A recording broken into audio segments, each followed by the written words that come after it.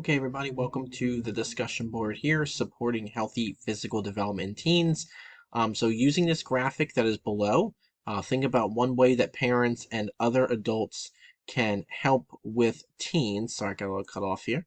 To make it a little help with teens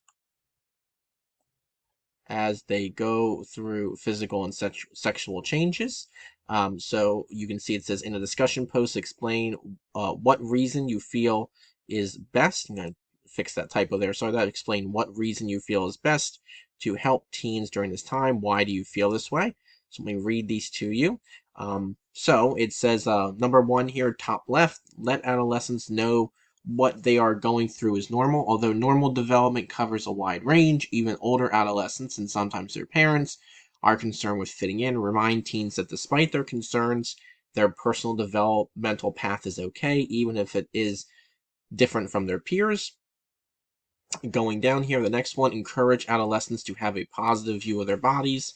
Beyond reassuring that the timing of changes in the body varies from person to person, parents and caring adults can help adolescents appreciate their own bodies and developmental experiences. Next one, teach adolescents to avoid drugs. It's important for parents to talk to adolescents about how smoking and other drugs can hurt their health and keep them from growing strong, and to lead by example.